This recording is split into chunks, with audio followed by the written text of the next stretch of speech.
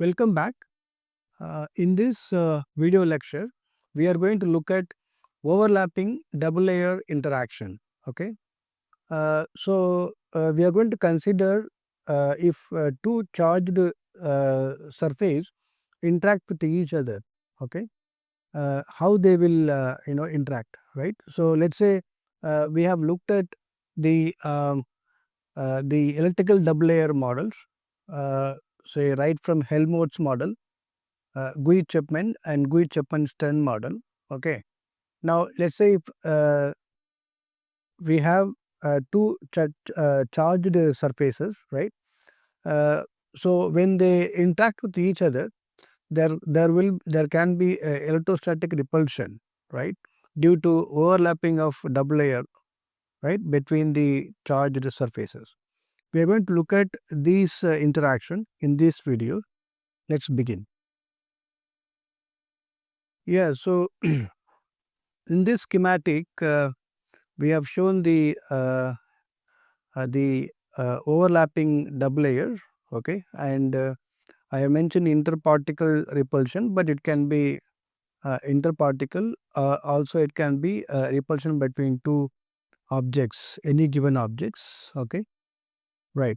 So imagine you have the charged surface. Let's say you have one charged surface, right, which is negatively charged, okay, and you have another charged surface or the similar charged surface, right, and both will develop the electrical double layer, right, because of the diffuse. It can be due to diffuse counterions or strongly bound counterions or weakly bound counterions, but there will be electrical double layer between these two objects. What if these two objects, when they approach very close with each other, there will be overlap, right, between the double layer, okay, and when they overlap, there will be repulsion between the two. That is because of the overlapping double layer, okay, of each object, right. Right. So that is exactly what we are looking at in this lecture. Okay. Right. So we are going to develop an equation that is going to be electrostatic repulsion, right. What if let's say we have electrostatic repulsion, right, how they will be varying as a function of the separation distance, right. That is exactly what we are going to look at now. Right. Our starting point is going to be this equation, that is we are going to say at equilibrium or when they are at a stationary, the force due to electric field and pressure force both will be equal, okay, but both will be counteracting forces, right. So one will be both will be acting in the opposite direction, right. So but at equilibrium we can say that the force due to electric field and force due to the pressure are going to be the same. So this is our starting point, but this can also be expressed as the derivative of pressure with respect to x, or the derivative of psi, that is the potential with respect to x multiplied by the charge density. So this can also be expressed by equation 2. Alternatively, you can also obtain this equation using the Navier-Stokes equation for a special case. So for special case, we can also include the external force, other external force like electric field, although we have ignored magnetic field in this case, right, for brevity. So you can consider both the external force, that is the gravitational as well as electric field force, as we have mentioned here, right. And using this Navier-Stokes equation, because we are talking about the case where the equilibrium is attained, or both this plate are kept at a distance where they are stationary. So you can say that there is no fluid flow. So any term associated with the u velocity can be neglected. Okay, and if we say that the body force, that is the gravitational force, compared to the force due to electric field, if If it is far lesser than the force due to electric field, we can also ignore the gravitational force for this problem. Okay, then one would get the equation, that is the minus del P equal to minus rho star del psi. Again, further we want to simplify this problem by assuming that it is a one-dimensional problem, which means that the variation of potential in y direction and z direction are ignored. At the same time, variation of pressure in y and z direction are not considered. So, by simplifying in this way, you can get the equation that is given in the equation number 2, that is this one, dp by dx equal to minus rho star d psi by dx. Okay, so this is going to be our governing equation for this problem. So what is this pressure? So the pressure here that we mentioned is the osmotic pressure. So when they overlap with each other, so when this double layer overlap, what will happen is they actually prevent the flow of ions into this domain, right? Because when they overlap with each other, it actually prevent the flow of any ions within this domain, which means that they are making this volume, this space, right, inaccessible to ions, counter ions, which so such that they will not be able to freely move around. For example, any counter ions here cannot move, okay, within this domain. So that will cause some sort of imbalance, right, osmotic imbalance. Okay, so what they will do, they will try to access more area by compressing this the object, right, towards each other. In that way, the ions will get more accessible volume. Okay, so this is called osmotic pressure, right, due to imbalance, right. So this pressure is acting in the uh, uh, this pressure creates a compressive force, right, because they will be the plates will be moved closer to each other. On the other hand, because of the double layer electrical double layer, there will be repulsion between the two. So this repulsive force will try to keep this plate away. So the force will also be experienced in the opposite direction. One hand you have pressure force due to osmotic imbalance that will try to compress the plate. On the other hand, there will be electrostatic repulsion which will try to keep the plates away from each other. So these two competitive forces are acting. So we are considering this scenario, right? Right. So if this is going to be our governing equation, how we can solve this equation further? Okay. Uh, our approach is to get to the electrostatic repulsive force, right? Right. So we know what is rho star. Rho star is defined in this way. That is, we know that rho star is nothing but summation I Ni E Z, right? E into valence, electron into valence. Okay. We know Ni that we already defined in the previous lecture. That is Ni infinity exponential minus Zi E psi by kBt. This is coming from the Boltzmann distribution function. So when you incorporate this into rho star, you get this equation. This is already known to us, right? Let's say if I have to expand this equation for electrolyte, let's say 1:1. So how do we expand this? So that is exactly what we will look at. So if I expand this equation, I can expand this like, let's say Z plus. When I say Z plus, let's say we consider NaCl. You have cation and you have anion, okay, and E n plus, right, and exponential minus we consider Na plus. So cation the valence is 1 plus 1. So this will be minus Z as it is, it will come, okay, E psi divided by kBt. Then you have plus. So we have Cl which is minus 1. So you can take this as minus Z, right? Okay. E n minus e power. So Z is, in this case, will be for chlorine this will be minus Z. So you will simply have plus Z here. Okay. So this will be plus and this will be minus E psi divided by kVt. If you assume that there are equal number of Na and Cl, so Z plus equal to Z minus equal to Z. Okay, you can assume that. Similar way, N plus equal to N minus equal to N infinity. Okay, so in this way you can actually take out Z and N common. So in that way you will have Z E N infinity. Okay, and you will have this term, that is exponential uh, you know minus Z E psi by kBt. Okay, and you have minus exponential Z E psi by kBt. So this is exactly what we have, and that is what we have written here also.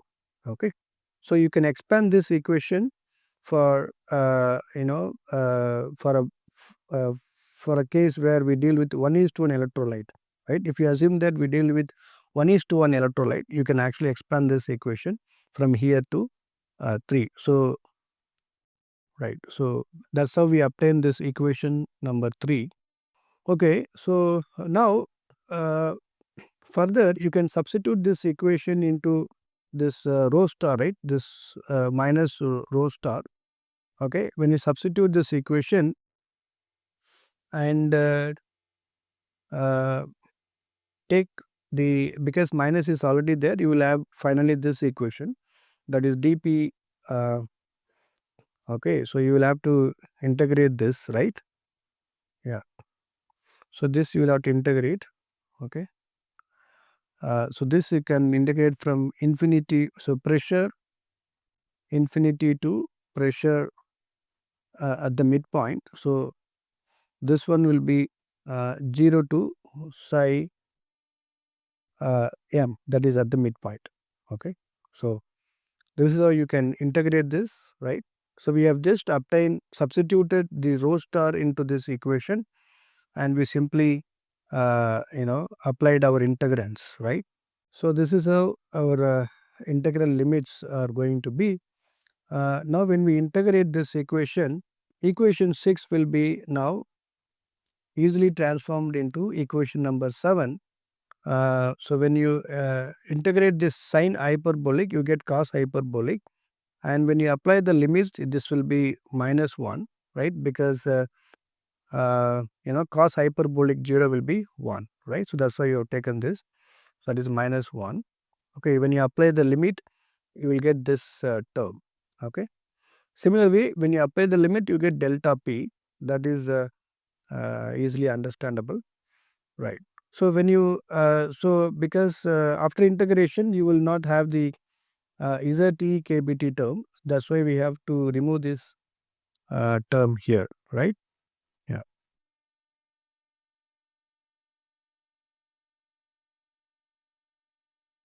All right. So this is our equation, that is delta p equal to kBt n infinity ZE psi m square by kBt. How this is coming?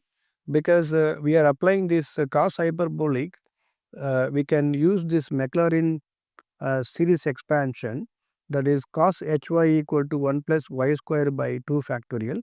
If we ignore this higher order term, we can simply have 1 plus y square by 2. Y here is the Z E psi m by kBt. Okay. So because there is going to be 1 plus y minus 1, so 1 minus 1 will cancel out. So you will simply have y, right? And by 2 will be there. So this 2 and 2 will be cancelled with each other. So that's why you get this term. All right. So this term is clear now because we use this Maclaurin series expansion and then we obtain this. And now what we are going to do is, we have this charged plate, right? Okay. So one advantage of this, so you have one, this is psi 1, let's say, right? And this is psi 2. Okay. And when they overlap with each other, this is called midpoint. Okay, this is called midpoint. Now we know from the principle of superposition at this point, okay, the what is the potential at this point? We know psi 1, the the charge of the plate 1 is psi 1 and the surface charge of the plate is surface potential of plate 1 is psi 1 and surface potential of plate 2 is psi 2. But what is the potential at the midpoint, right? This comes from the principle of superposition theorem, that is so the psi m will be sum total of psi 1 and psi 2. So let's say you have this plate, when the electric force due to electric field acts on the other plate, okay, where this electrical double layer is nothing but the sum total of this potential acting on the plate 1 and potential acting on the plate 2 will be taken into consideration. So that comes from the principle of superposition. Okay, so that is nothing but psi 1 plus psi 2. Okay. Now if you assume that the psi 1 and psi 2, so let's say psi 1 equal to psi 2 equal to psi, then you can simply say this is nothing but 2 psi itself, right? This is 2 psi itself. So if this is 2 psi, now what we need to know is what is psi. Okay. So here in this case, the GUI-Chapman model for larger potential was considered, because in general you can't expect always lower potential. That was due to the d by Huckel approximation. But if you consider the larger potential also, you can obtain this equation for psi. So if you want to know what is the psi, so psi equal to psi naught exponential minus kx was developed for a condition where there is a low potential. Okay. So that was the assumption we used. Now for larger potential, you can refer back, you can refer to the textbook authored by the Himmens and Rajagopalan, right? So there they have given the equation for larger potential, that is nothing but psi is equal to 4 kBt divided by Ze, okay, tan hyperbolic Ze psi divided by kBt, okay, exponential minus k delta. So this is the equation given for larger potential. So if you simply substitute this over here in terms of psi, in place of psi, you get the equation for larger potential at midpoint, that is psi m, that is nothing but 8 kBt by Ze tan hyperbolic Ze psi 4 kBt exponential minus k delta. Okay. So all we need to do is just we have to substitute this value here, that is psi m. So psi m was unknown. So what we determined is the psi m only. When you substitute back here, you get this equation, that is 64 kBt n infinity tan hyperbolic square Z is psi 4 kBt exponential minus k delta. This is the equation we obtain, okay, after substituting the psi m into this equation number 8. So the equation number 10 is nothing but the repulsive double layer pressure, or positive disjoining pressure due to electrical double layer. Okay. All right. So this is what we have. Okay. So this is nothing but double layer pressure, repulsive double layer pressure, okay, or positive disjoining pressure due to electrical double layer. Here in this slide, we will look at one tutorial, right? We will try to solve or we will try to get the profile between 2 nanometer and 10 nanometer separation distance, how the disjoining pressure will look like. Okay. So we are going to calculate the variation of the disjoining pressure, okay, which can also be expressed as pi subscript EDL, which represents electrical double layer. So here with the distance between two planar surfaces, so that is these surfaces are kept in aqueous NaCl solutions. The strength is given, the concentration is given, okay, and we are going to do this for two cases. One is assuming that the planar surfaces carry 50 millivolt, okay, in one case, and in another case study they carry 75 millivolt, but temperature is same in both these cases, right. So, we need to develop profile between 2 nanometer and 10 nanometer separation distance.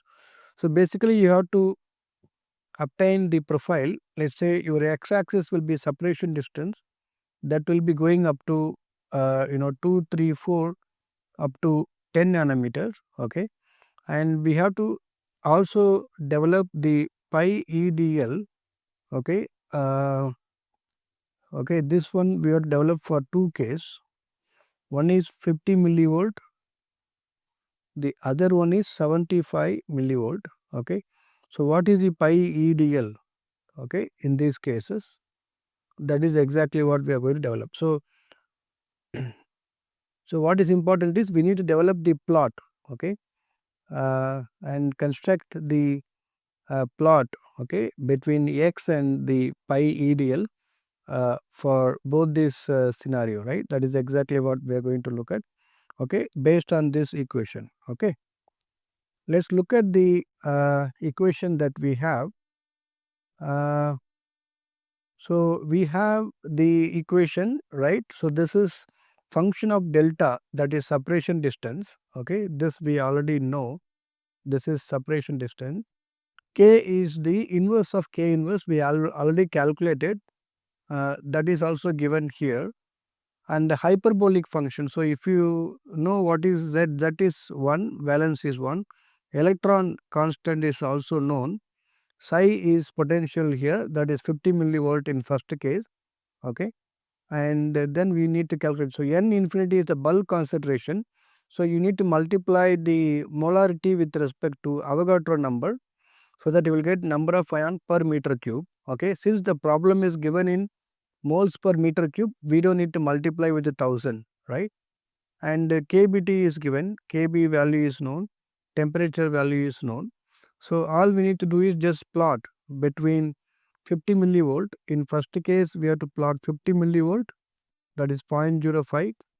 In second case the variable will be 75 millivolt, that is 0.075, okay. In both the case we have to change this separation distance from 2 to 10 nanometer, okay.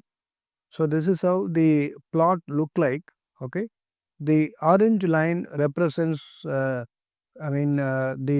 disjoining pressure as a function of distance for 75 millivolt, okay, and the blue line corresponds to 50 millivolt, alright.